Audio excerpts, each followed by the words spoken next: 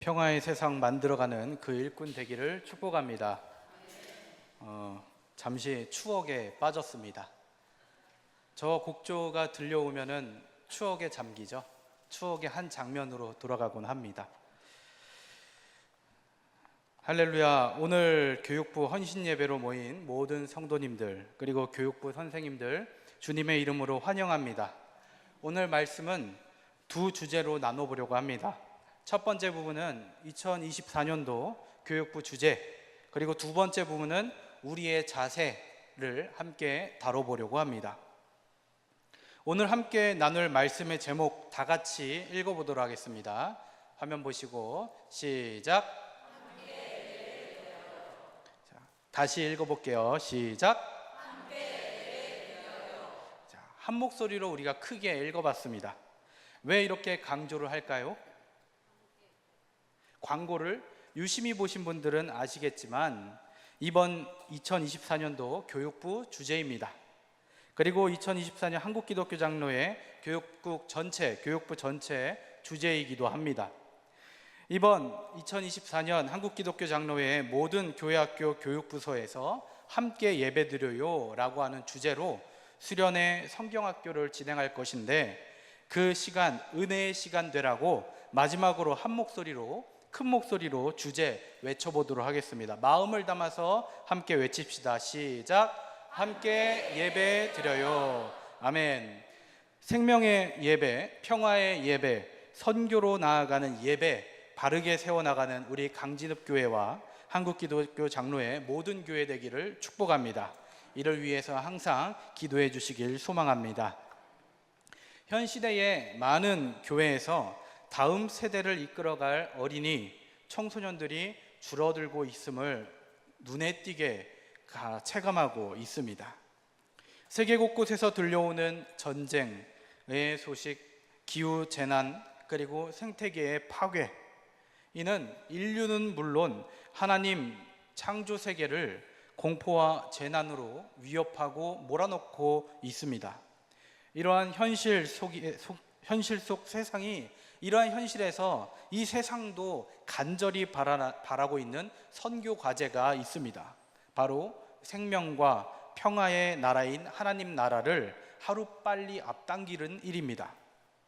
한국기독교장로회 총회 교육국에서는 이 선교적인 과제를 수행할 수 있는 가장 기초적이고 가장 밑바닥에 있는 본질적인 것, 바로 예배, 이 예배에 대해서 가르치고 배워보려고 합니다. 그 이유는 교회와 신앙인이 바로 설 때에 선교적인 과제, 이 선교 문제를 풀어갈 수 있는 것이고, 이 일을 무엇보다도 올바른 예배를 통해서 바르게 세워줄 수 있기 때문입니다. 하나님은 인류 역사의 시작과 함께 한 사람, 믿음의 조상으로 불리는 아브라함을 불렀습니다. 그리고 그에게 가르치라 라고 하는 명령과 함께 그의 수반되는 축복을 약속해 주셨습니다. 오늘 본문 함께 읽어보도록 하겠습니다. 창세기 18장 19절입니다. 시작. 내가 그로 그 자식과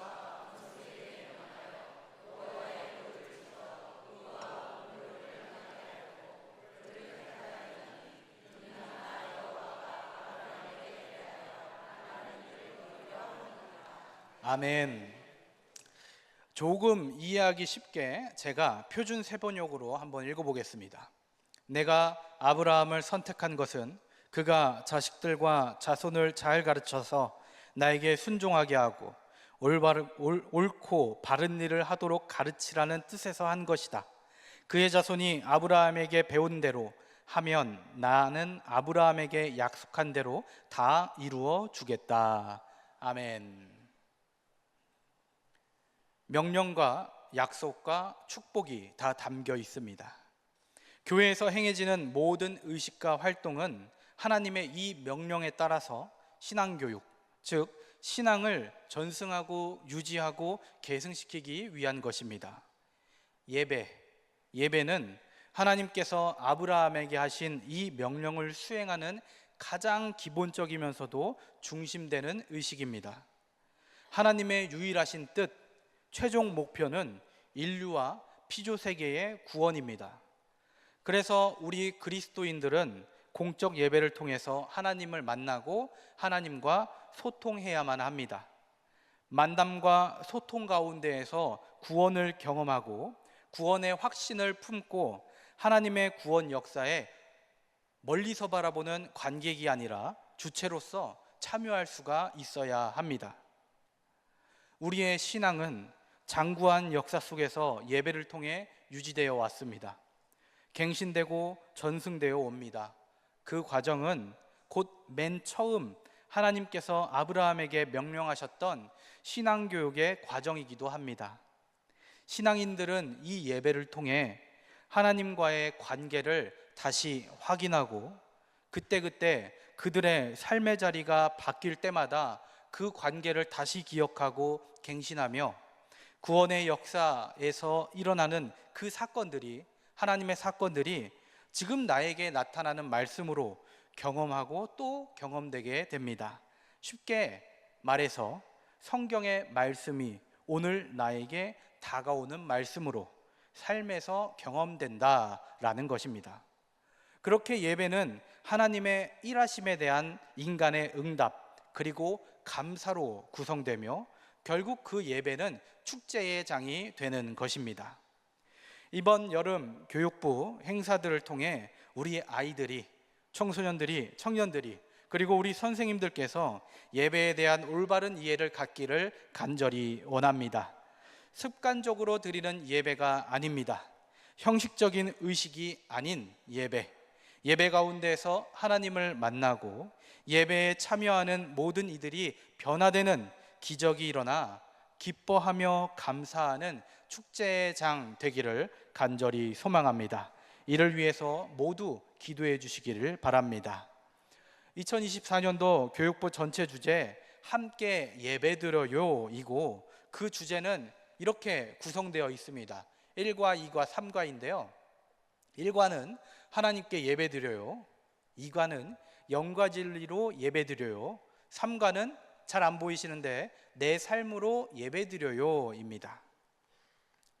어린이 청소년들이 예배에 대한 올바른 이해를 갖고 참여하고 이 일을 통해서 아이들에게 신앙이 계승되는 것, 그래서 그리스도인들로서 바르게 살아가게 하며 하나님의 일꾼으로 생활신앙으로 살아가게끔 하는 것입니다. 쉽습니다. 자, 쉽게 말해서 이렇게 보시면 돼요. 넘겨주세요. 예배의 바른 이해, 예배의 바른 이해를 통해 바른 신앙이 계승되는 것, 그래서 바른 그리스도인으로서 살아가는 것, 그래서 신앙을 삶으로 나타내며 살아가는 것입니다. 최종 목표입니다. 하나 더 넘겨주세요. 자, 우리는 1과, 우리 교육부 선생님들 잘 들으셔야 됩니다. 1과를 통해서 이 예배란 하나님께 드리는 것이다 라고 하는 것을, 그리고 그 예배의 중심에는 하나님이 계신다라고 함이 1과의 목적입니다. 예배는 하나님을 섬기며 하나님의 계획과 뜻에 순종하며 충성을 맹세하는 시간이다 라는 것입니다. 2과는, 이 2과를 통해서는 하나님을 섬기며 하나님의 계획과 뜻에 순종하며 충성을 맹세하는 예배에 어떠한 자세로 임해야 하는가를 다루게 됩니다. 잘 기억하시기 바랍니다. 제가 주일날 질문하겠습니다. 중고등부 선생님들 장난이에요. 1과는 예배의 이해, 그리고 2과는 이해한 예배를 어떠한 자세로 드릴까입니다. 예배를 이해했으면 그 예배를 어떠한 자세로 드릴 것인가를 2과에서 다루는 겁니다. 예배는 하나님을 만나며 소통할 수 있는 통로 아닙니까? 따라서 영과 진리로 온 마음을 다해 예배에 드려야 하는 것입니다. 영과 진리로 온 마음을 다해서 드릴 때 하나님께서는 축복과 구원의 길로 우리 모두를 이끌어 주실 것입니다. 3과는 하나님께서 원하시는 이 진정한 예배에 대하여, 예배는 생활과 삶을 하나님께 드리는 것, 하나님의 뜻에 따라 사는 삶 그 자체다라는 것입니다. 하나님의 뜻에 따라 사는 삶, 삶으로 나타나는 예배자의 모습은 생명과 평화의 길로 나아가는 첫 단추가 될 것입니다. 우리 교육부서 아이들이 예배의 의미를 알고 예배에 참여할 때 그 예배는 신앙교육의 중심이 될 것입니다. 우리 아이들은 그 예배에서 하나님을 만나게 될 것입니다. 이런 경험, 신앙의 경험과 체험은 삶을 살아가는 동안 다가오는 어둠의 시간과 세력에도 우리 아이들의 신앙이 무너지지 않게 만들 것이며 세상 안에서도 하나님을 바라보는 신앙인으로서 자라나게 될 것입니다. 그렇게 우리 아이들은 장차 교회의 주인이 될 것이며 우리 강진 지역과 대한민국 세계를 하나님의 빛으로 하나님의 나라로 만들어갈 귀한 일꾼으로 성장하게 될 것입니다. 모든 강진읍교회 성도님들 이를 위해서 함께 기도해 주시고 마음 깊이 응원해 주시기를 간절히 바랍니다. 다음 말씀 함께 읽어보도록 하겠습니다. 시작. 그 아이의 손을 잡고 이르시되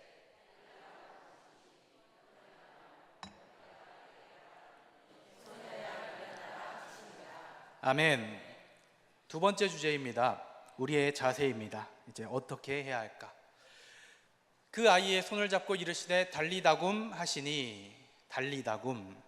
예수님께서 야이로의 이 딸을 일으켜 세우시는 장면입니다. 야이로라 하고 하는 인물은 회당장입니다. 회당장의 역할은 예배를 인도하는 역할입니다. 예배의 인도자, 그러니까 야이로는 예배에 가장 가까이 있었던 사람입니다. 성도님들, 참 믿음 좋아요, 믿음 좋다라고 할 때 그 믿음의 척도, 판단의 기준, 그 기준이 있습니까? 오늘날 우리가 쉽게 알 수 있는 믿음의 척도는 예배의 참석 여부 아니겠습니까?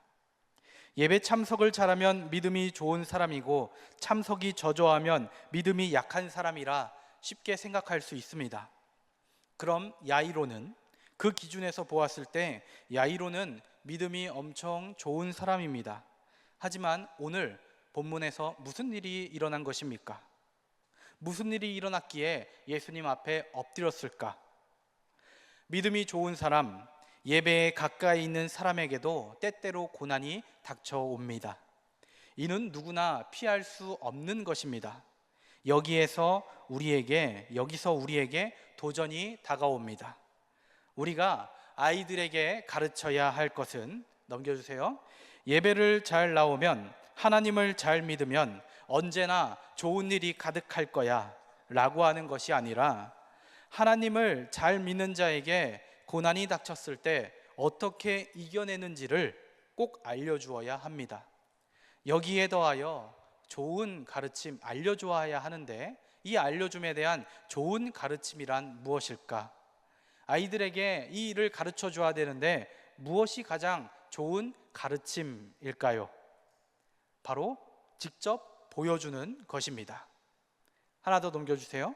나이에 상관없이 아이들에게 선생님이라고 하는 존재는 존경의 대상입니다.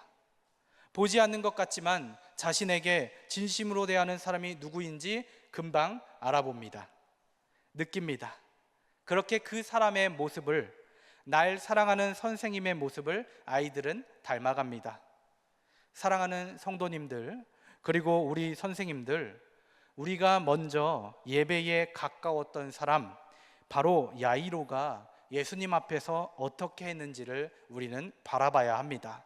마가복음 5장 22절 함께 읽어보도록 하겠습니다. 시작. 회당장 중에 하나의 야이로라 하는 이가 와서 예수를 보고 발 아래 엎드려. 아멘. 야이로가 어떻게 합니까? 어떻게 하죠? 네, 예수님을 바라보고 발 아래에 엎드립니다. 우리 모두가 이 모습을 따라 주님 앞에 엎드리기를 간절히 소망합니다. 야이로는 주님 앞에 나와 엎드렸습니다. 자신의 위치, 자리, 회당장이라고 하는 사실은 중요하지 않았습니다. 내 사랑하는 아이를 살릴 수만 있다면 무엇을 못하겠습니까? 예배의 인도자로서의 권위가 무엇이 무엇보다 더 중요한 것입니까? 그저 엎드립니다. 다른 것 중요하지 않습니다. 아이를 살리기 위해 주님 앞에 나와 엎드립니다. 사람들의 수군거림에 걱정, 그렇게 엎드리고 난 뒤에 너 왜 그랬어? 좀 너무했던데? 체면이 그게 뭐야? 하는 이야기들의 걱정도 생명 살림의 기회 앞에선 아무것도 아닌 일이 되었습니다. 우리 옆에, 우리 주변에 이 교회를 이끌어갈 아이들이 있습니다. 더 넓게는 강진 지역에 아이들이 있습니다. 이 아이들을 위해서 우리는 기도해야 합니다. 엎드려야 합니다. 주님, 이들을 위해 기도합니다 라며 엎드려야 합니다. 그렇게 엎드렸더니 아이는 일어납니다. 마가복음 5장 41절 읽어보도록 하겠습니다. 시작. 아이의 손을 잡고 이르시되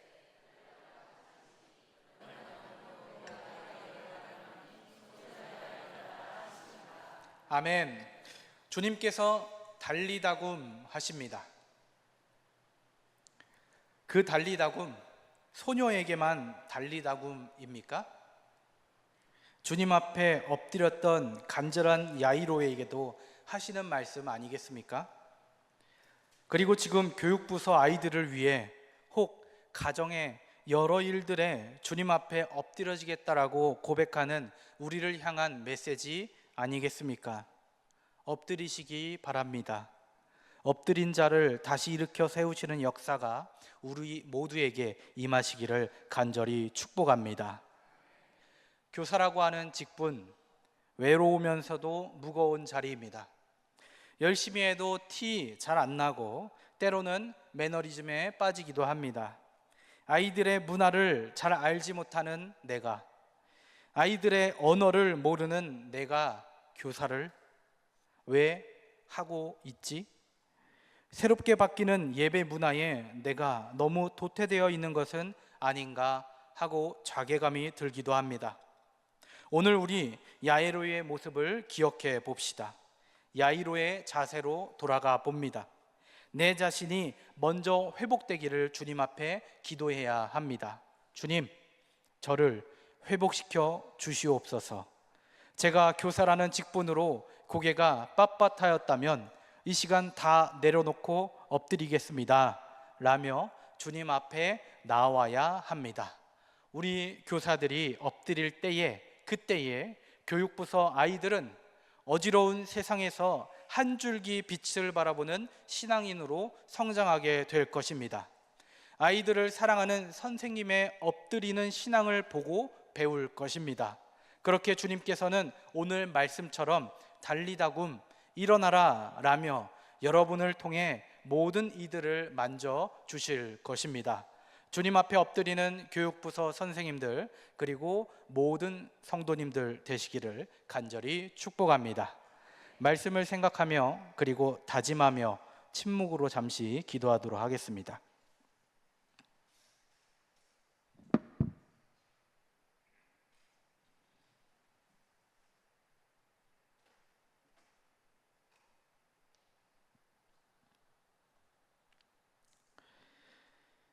주님, 그렇게 살겠다 다짐합니다. 주님, 우리의 다짐과 우리의 결단과 함께하여 주옵소서. 예수님의 이름으로 기도합니다. 아멘.